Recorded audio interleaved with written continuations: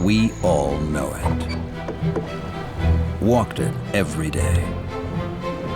But none of them were like these. The world's most dangerous ways to school. Climbing, freezing, paddling for hours, all for the chance of a better life. Risky, spectacular, and sometimes just simply beautiful. The most dangerous ways to school.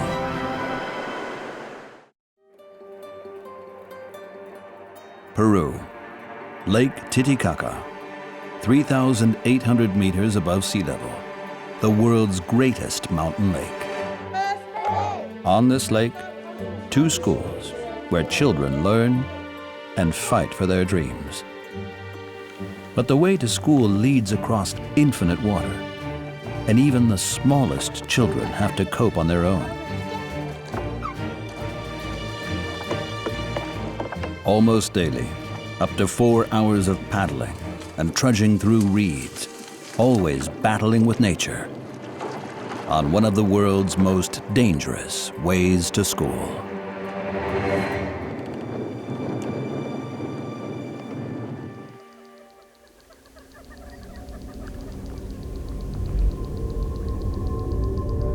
Five o'clock.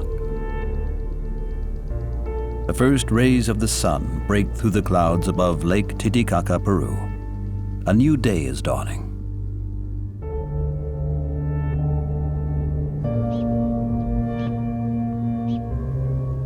A few miles away from the mainland, somewhat hidden between huge fields of totora reeds, about 50 families of the Uros clan, the native inhabitants of Lake Titicaca, live together in a village community of floating reed islands.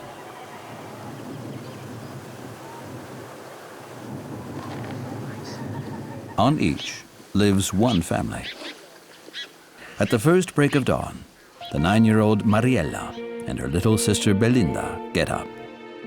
Still a bit drowsy, they put on their traditional school uniform all by themselves. Their parents are out fishing. The elder siblings work on the mainland. Especially important, hair care. Every morning, the sisters copiously comb their hair and then braid it. That's what the Indian tradition demands. Because hair signifies strength, beauty, and life in the Uru culture, it needs special attention. On the other side of the village, something stirs too. 4-year-old Harold is an early bird. After all, kindergarten is waiting.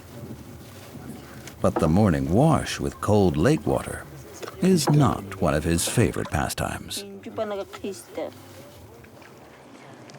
The children's colorful hats are not only part of the traditional clothing, but also offer protection against the aggressive sun in this high mountain region.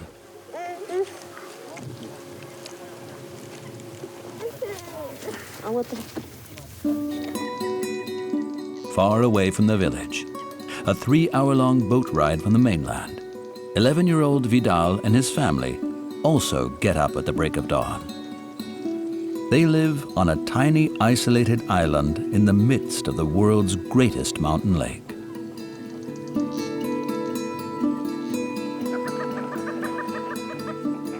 But before Vidal can brace himself for his dangerous way to school, he must take care of his family's sustenance. Like every morning, he checks the fishing nets.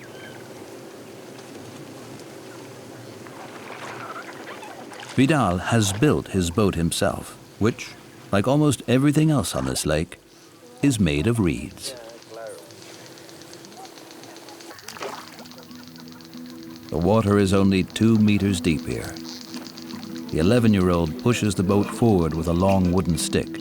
For centuries, this is how the Uros have been calmly navigating the lake.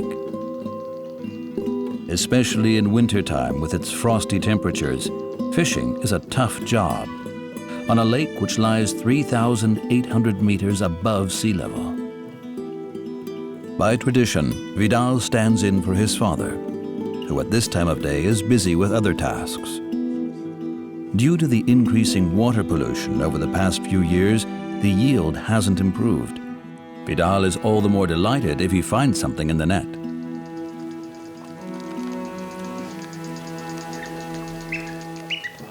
I like fishing a lot. Because then we could eat the fish.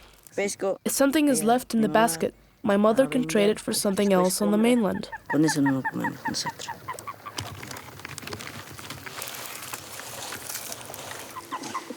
After work, it's time for the well-deserved refreshment. The cooking and eating is done outdoors. Vidal's mom prepares breakfast for the family of 8. She bakes traditional Uru bread. Their whole life takes place on a 30-square-meter island with 2 little reed huts. None of the children have a room of their own. Vidal braces himself with reed blossom tea. He will need a lot of strength today. Because Lake Titicaca, with a total area of almost 8,300 square kilometers, which he has to cross on his way to school, is the largest navigable lake in the world.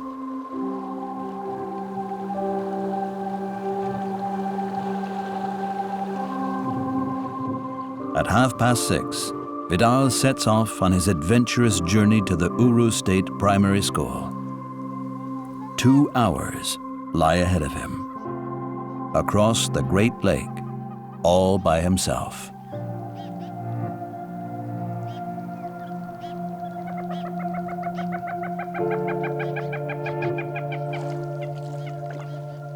Two hours to get there, and another 2 hours coming back in the afternoon. Since Vidal turned 8, he paddles to school on this long journey. It makes his mother Paulina nervous to see him vanish on the infinite lake. I'm very concerned when he sets off. What happens if he keels over? I don't even want to think about it.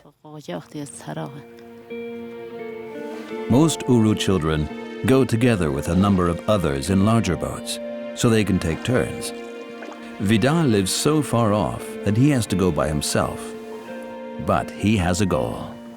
I really want to study. That's why I travel so far. Slowly, Vidal pushes the boat forward. He has to ration his strength. The punting with a long wooden rod is the most efficient and at the same time least tiring method to make way. But still, it forces him to go to his limit.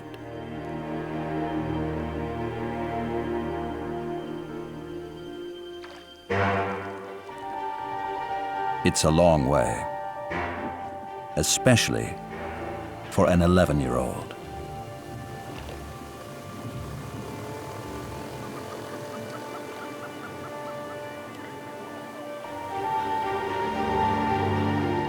A few kilometers away, in the Uru village, the 9-year-old Mariela and her little sister Belinda are still busy tying colorful woolen pom-poms to their braids.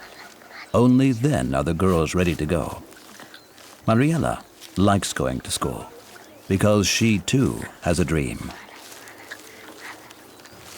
I want to study medicine. That's why the 9-year-old takes on such a tough way to school. At 7 a.m., she and her sister Belinda row off. An hour across the Great Lake lies ahead of the girls before they reach the private primary school.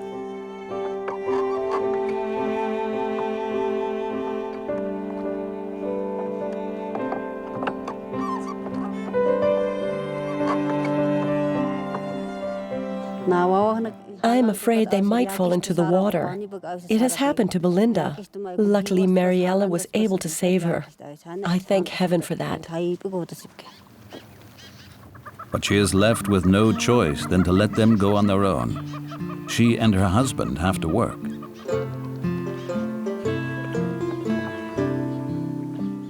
Mariela's way stretches right through the village. which is traversed by many bigger and smaller waterways. 60 minutes of rowing, tiring for the 9-year-old, but also the daily routine.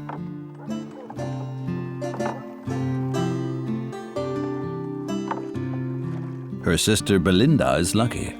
Being younger, she gets to enjoy the boat ride.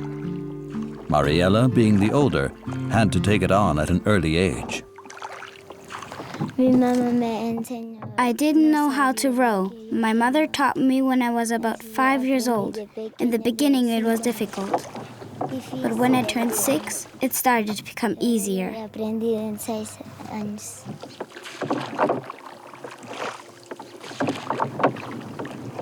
The 11-year-old Vidal also learnt rowing at an early age.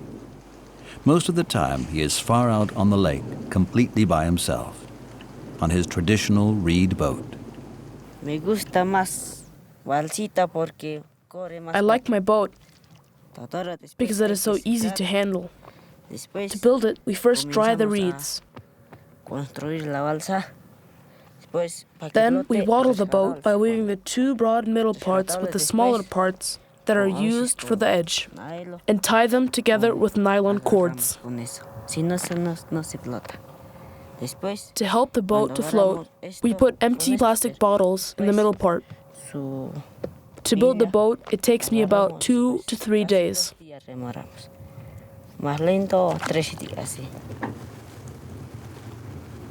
The 11-year-old is used to being on his own when he's underway. Only the men working in the reeds cross his way from time to time. Today, he took a route leading him past his father, Carlos, so they can say good morning to each other.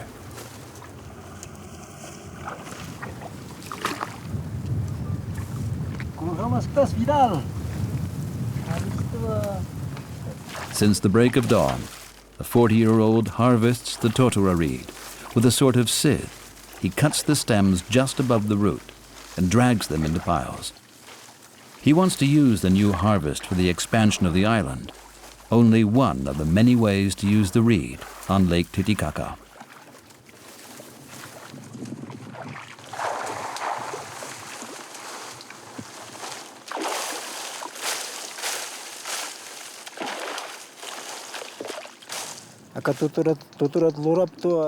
For us on the lake, totora means life.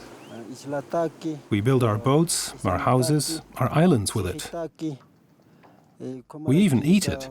We use totora for everything in our lives.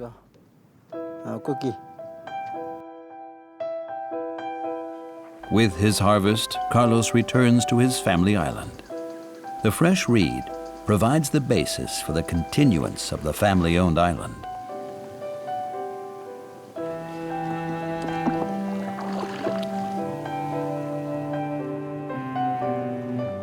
Once a week, Carlos must do some repair work on their floating home, because the islands are fragile structures.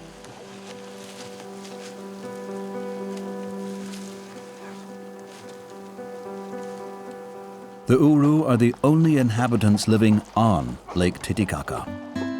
After battles with other tribes, they built their floating islands of reed, and with these, they fled onto the lake. In case of danger, they could move on along with their island whenever they wanted to. The islands float even to this day. The reed of which they consist rots from underneath, and the rising foul gases keep the construction afloat. Today, the Urus are more or less settled and have made themselves at home on their bobbing islands. Still, almost everything is made of reeds. People live off the things the lake offers them. Fishing has always been the Urus' main source of income. Since they are a people of the water, they own no land to grow fruit or vegetables, and therefore have to trade a large part of their catch for other food at the lakeside. Vidal's father Carlos also lives off fishing and built the island from reeds as is the custom. Since it rots from underneath, Carlos has to pile up a fresh layer of totora again and again to prevent his family from getting wet. But it's a race against time.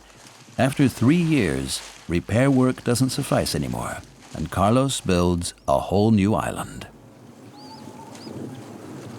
Vidal's father observes the sky. The dark clouds above the mountains worry him.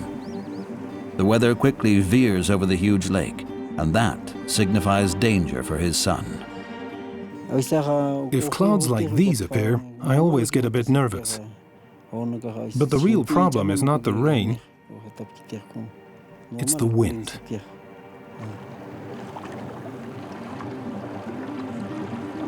Because the wind causes waves. And for Vidal and his little boat, that doesn't mean ideal conditions. The change of weather normally happens around midday. These are the forebodings.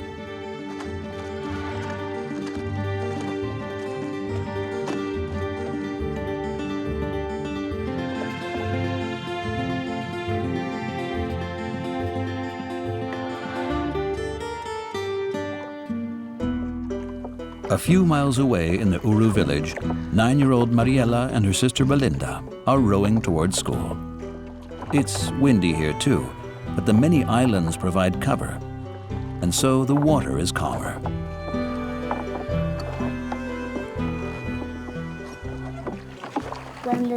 If it's very windy, it becomes exhausting. Sometimes the wind is so strong, it blows me away and I drift off. Due to its size and location, Lake Titicaca is unpredictable.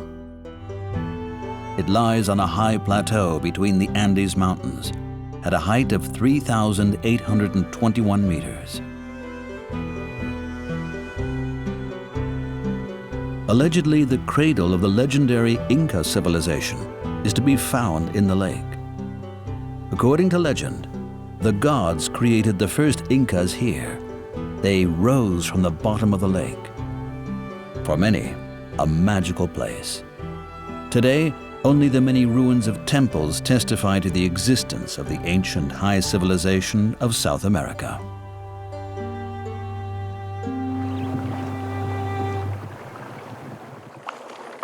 Mariela makes a stop on her way to school. After all, the lake offers the students a special delicacy.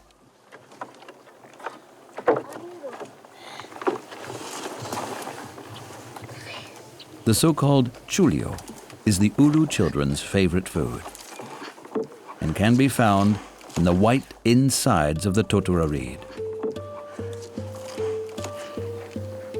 Mariela and Belinda peel the reed and enjoy the fruit pulp.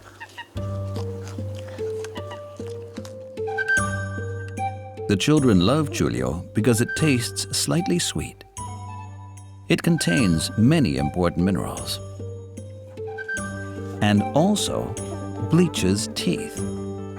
The reason why the Inca's offspring often have this sparkling white smile.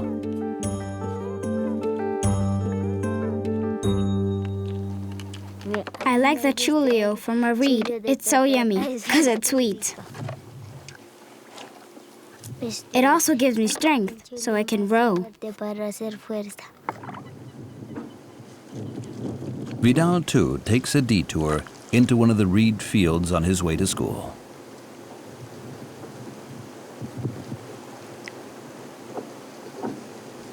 He, however, rows really deep into the closely intertwined totora reed. He's looking for nesting water birds, which he wants to bait.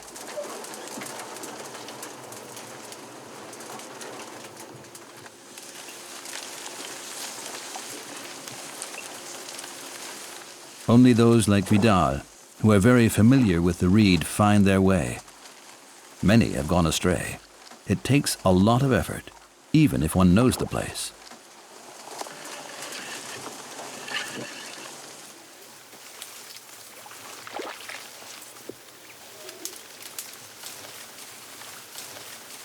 Sometimes the 11-year-old gets stuck, even with his narrow boat. He tries to free himself by rocking the boat with his feet.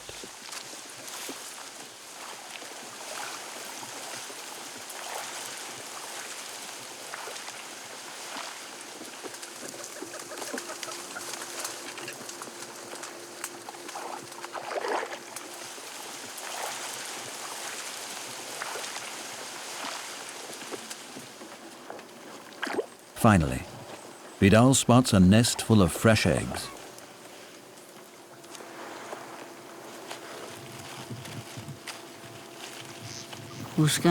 When I go looking for nests, I just go into the reed by instinct and keep searching.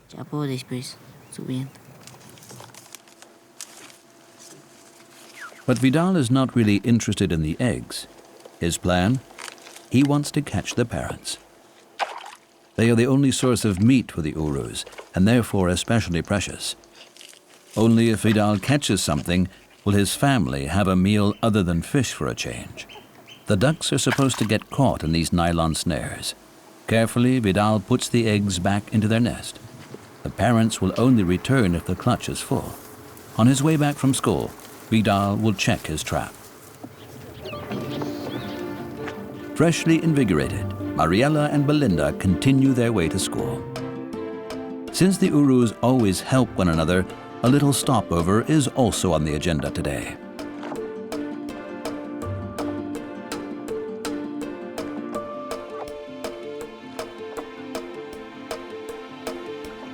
The girls pick up 4-year-old Harold and row him across to his kindergarten.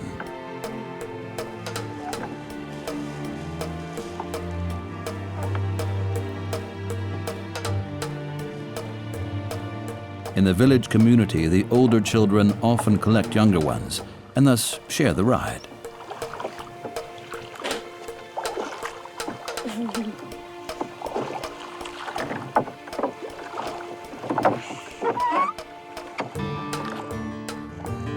Quite some responsibility for a 9-year-old.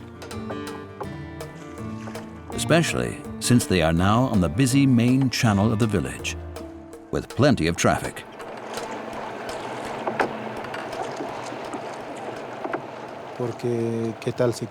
I'm worried when Harold goes with the girls. What happens if he falls in or an accident occurs? There's so much traffic in the morning. That's why I try and bring him as often as possible myself.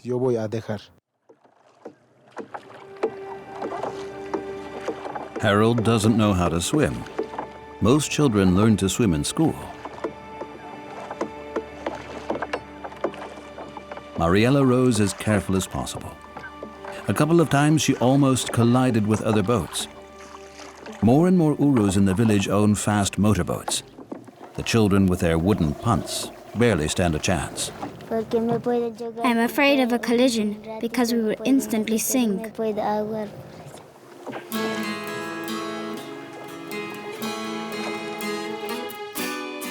Mariella has made it through the busy traffic and safely delivers Harold at his kindergarten island.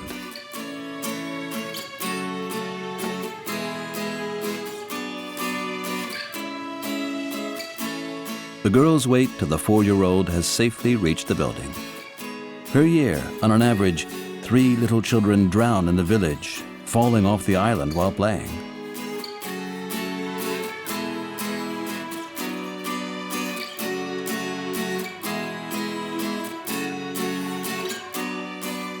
Then the girls move on.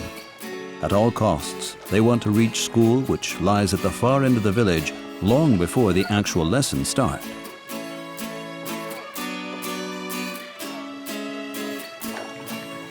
Meanwhile, Vidal has been on his way for 1.5 hours now. His way to school leads him across the fields of reed, which in some places is traversed by fully fledged waterway networks.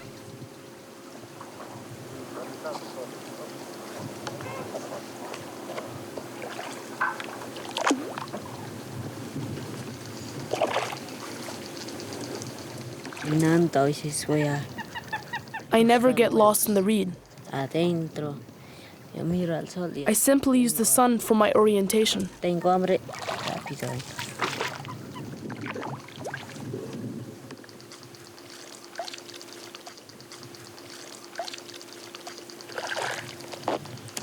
And so the 11-year-old continues to cut his way through the many canals in the reed, undeterred by more than 90 minutes of his tiring way.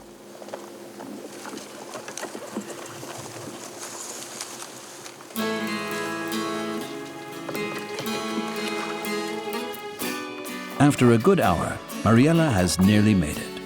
She and her sisters safely arrived at the private primary school.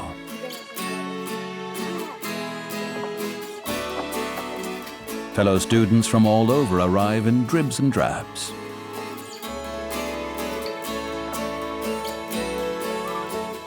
This is the best moment of the whole day for Mariela, because here at school, she meets her girlfriends, can let go of her responsibility as an older sister, and simply be a child again.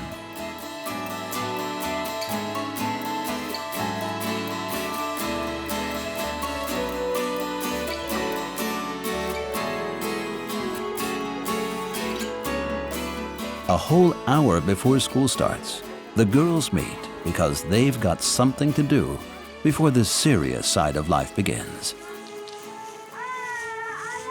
Every morning, before school, they practice swimming together.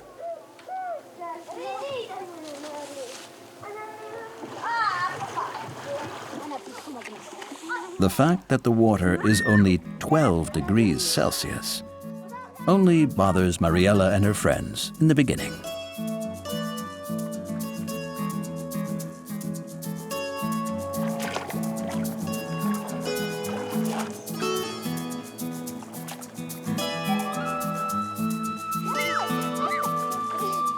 But the merry splashing around has a serious background. Learning how to swim is essential for the children's survival on the lake.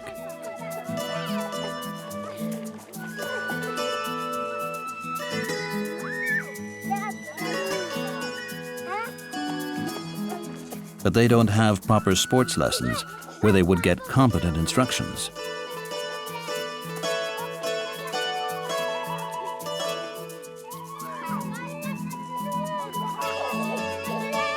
After half an hour, the 9-year-old has had enough of the cold water for the time being.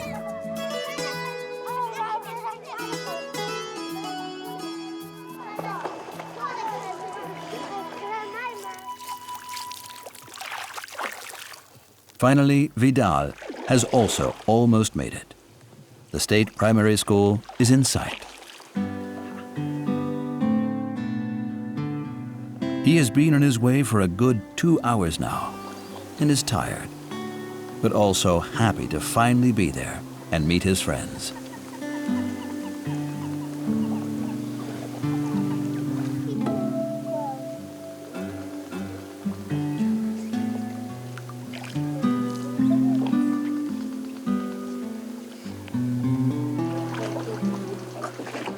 The children arrive from all sides. Some are delivered by their parents. Others have shared a reed boat standing up because they only had a short way to school.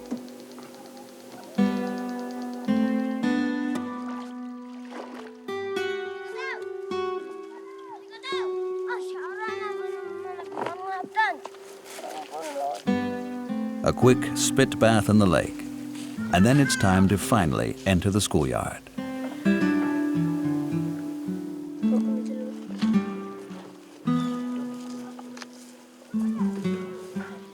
The first steps in more than 2 hours for Vidal. And although his way to school is so tiring, he's glad he's able to be here.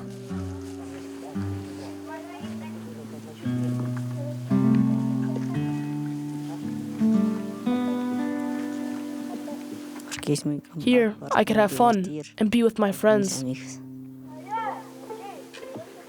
Whether Reed Island or not, just like everywhere else, the schoolyard is the place where children can charge around. It offers much more space than the islands at home. At last, the children can run around. But even if most of them have already had their fair share of sportiness, the delight in foolishly charging around is unaffected by it.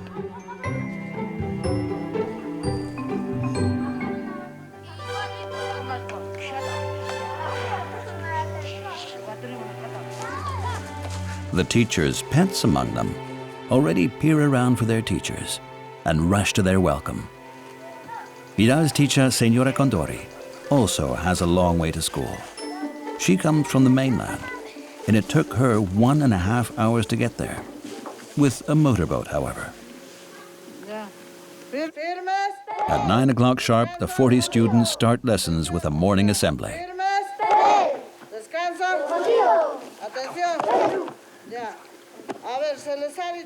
Vidal and his fellow students sing the Peruvian national anthem. Slightly out of tune, but always fervently.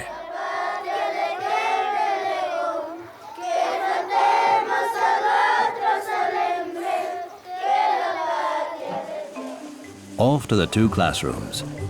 Two age groups are taught together in one classroom each, since there are only two teachers. Not the only handicap the state school has to deal with.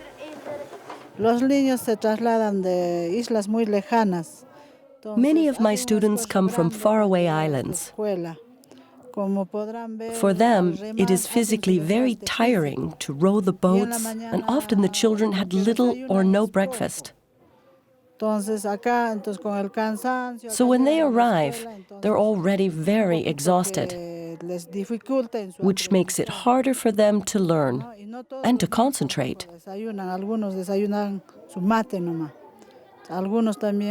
That's why the level at this school is lower than the one in Puno, on the mainland, for example.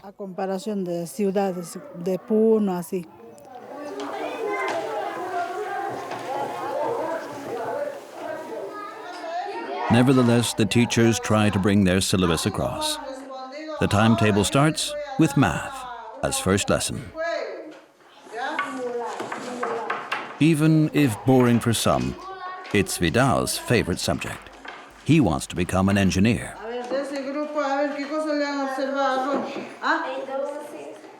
It's geometry today.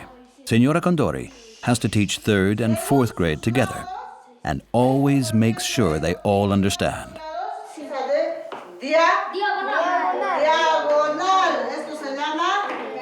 Even in math, the ever-present reed plays a role.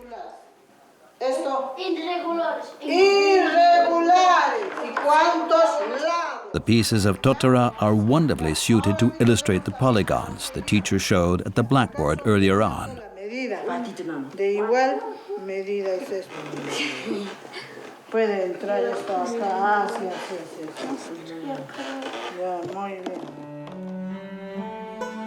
A few miles away in the Uru village, the private primary school has also started at 9 o'clock sharp. Mariella's school is run by the religious community of Adventists. However, religious education plays a minor role.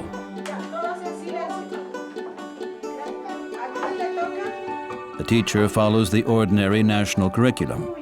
Reading, writing, arithmetic, and geography are the main subjects. Right now, Mariella and her fellow students are struggling with Spanish syntax.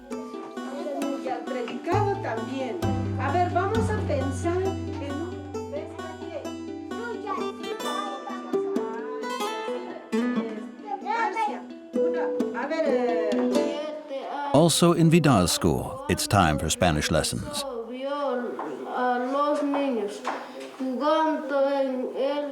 As opposed to the population on the mainland, the Uros speak a distinct language of their own, the so-called Aymara. They have to learn Spanish from scratch. For the children, it is very important to learn Spanish, because in the towns on the mainland like Puno and everywhere else, Spanish is spoken almost exclusively. The people speaking Aymara are often discriminated against, so I encourage the students to learn Spanish.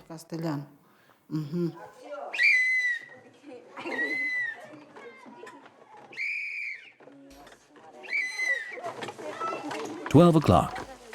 Break. Time for lunch. There is nothing to be bought on the school island, so all the mothers give their children something to eat to take along. Since some have more than others, the children share their food, so everyone gets what he likes. Vidal loves fish and rice. The girls prefer grilled beans, even if they are a bit stony.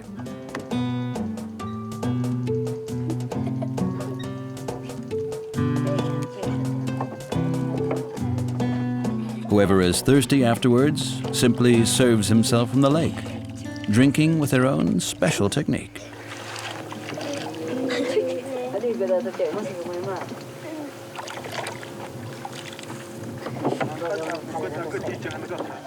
The teacher, Senora Condori, always checks the sky around noon, because here on the plateau there is often a sudden change of weather around 12 o'clock.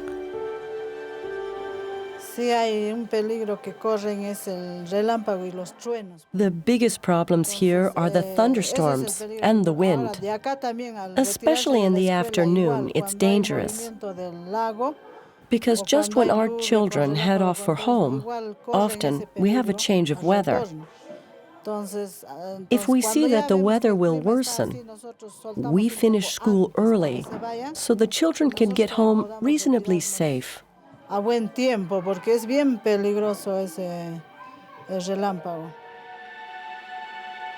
the moment, the weather doesn't look too bad. But what it will be like when the children head back home, nobody knows. After half an hour, the break is over, and a Spanish test awaits them.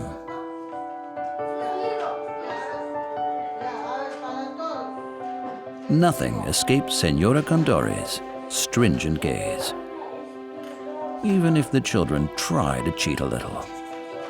Spanish is not exactly Vidal's best class, and he is dragging behind a bit in the subject matter. Vidal is a very active student. He takes part in everything, and being one of the older students, he even sometimes helps me teach the other students. But I worry about him, because at the moment, especially on Fridays, he often misses school. His parents want him to stay at home and help, because his older brothers have all left home already and have their own families. And so they often expect Vidal to lend a hand at home and help sustain the family. That's very difficult for him.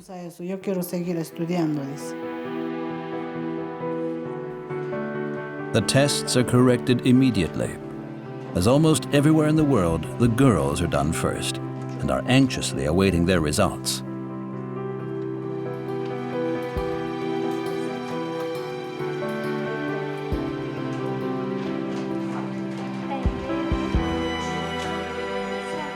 Vidal and his desk neighbors are still struggling with the questions.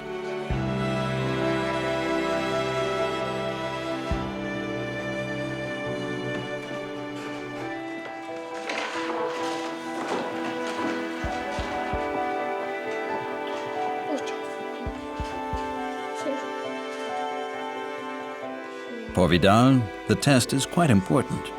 The last one, he flunked badly. This time, he at least got 14 out of 20 points. He can be proud of himself.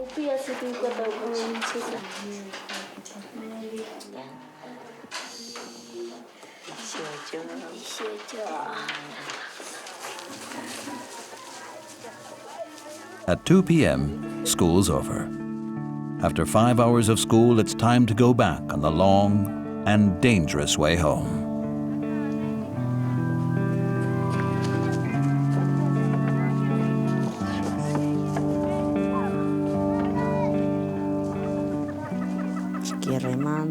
The way back is much harder because I am already tired, and often the wind is blowing in the afternoon.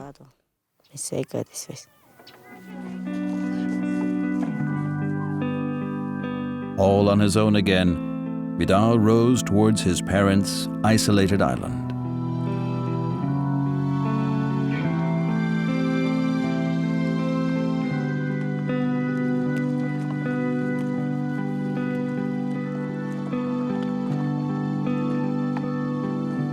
The weather seems to keep up.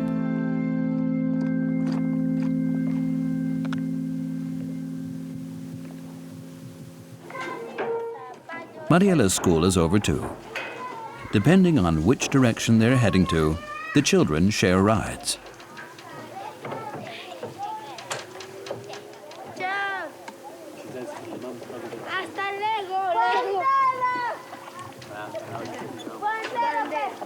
Mariella and Belinda's island lies at the far end of the village. The two of them row home together.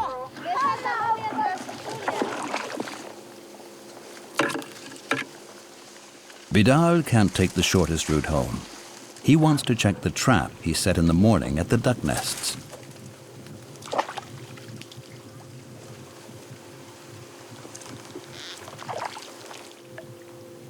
Again, he navigates his little boat right into the totora reed.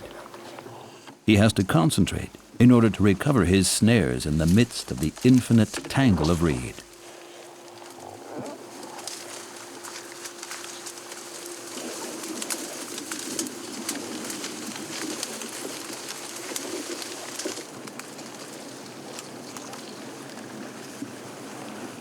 But after a quarter of an hour right through the reed, he finds the nest with a dead duck inside. It's important I catch something, because that's the only meat we have.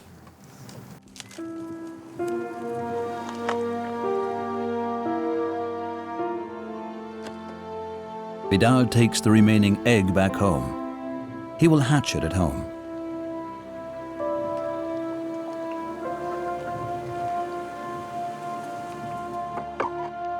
The sisters have picked up little Harold from kindergarten and bring him home on their way back. He may play the rest of the afternoon.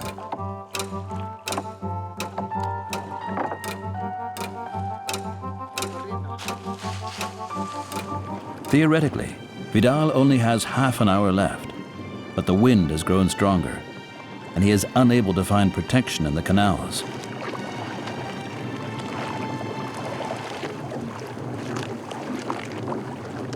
Like it or not, he has to cross the wide open space in order to get home.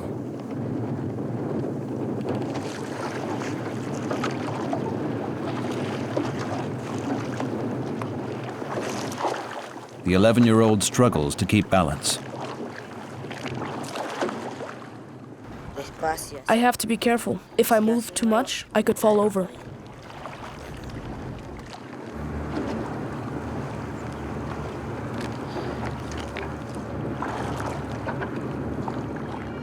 Vidal is exhausted, but still has quite a long way to go.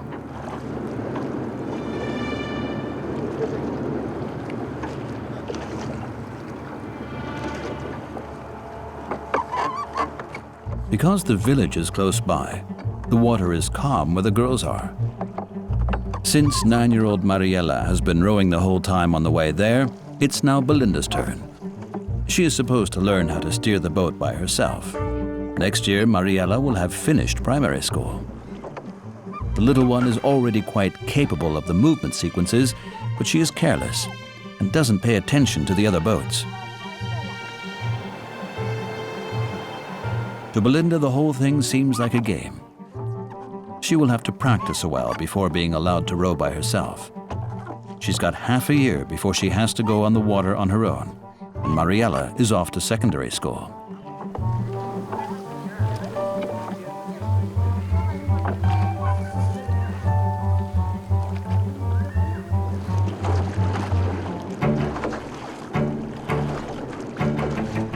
It's extremely tiring to row against the wind and the waves, but Vidal must keep concentrating or else he will keel over.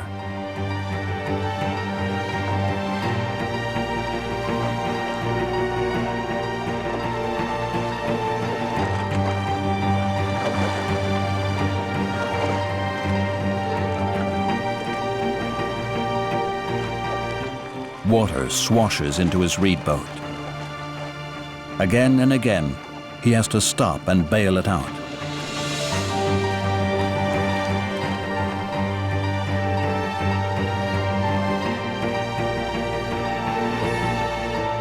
His arms burn, but it is already past 4 o'clock, and because the equator is so close, the sun goes down within half an hour. The student must not slow down. Finally, his home island comes to the fore. A moment that always liberates extra strength in Vidal. As soon as I see our house, I know it's almost over. Just a bit more.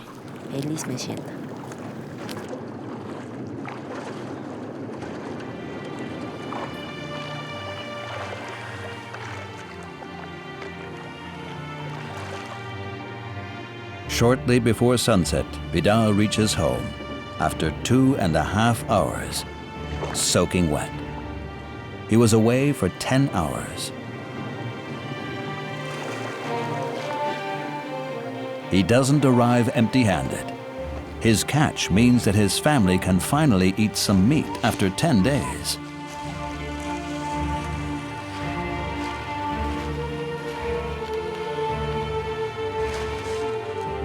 But his mother, Paulina, takes only little interest in the duck. She is so pleased her son has made it across the huge lake unscathed.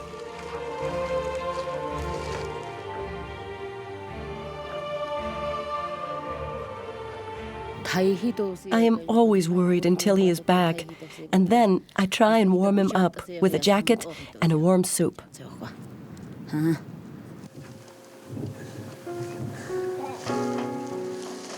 Mariela and Belinda have also arrived safely at home in the village.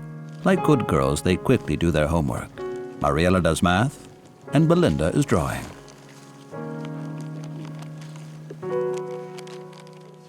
Little Harold is put to bed by his mother.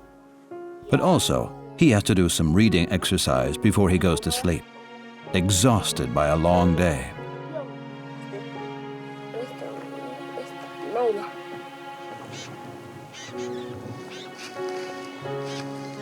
Vidal and his family warm up by the fire in the last sunset light and are feeding the hatchlings. He knows why he endures his tough way to school.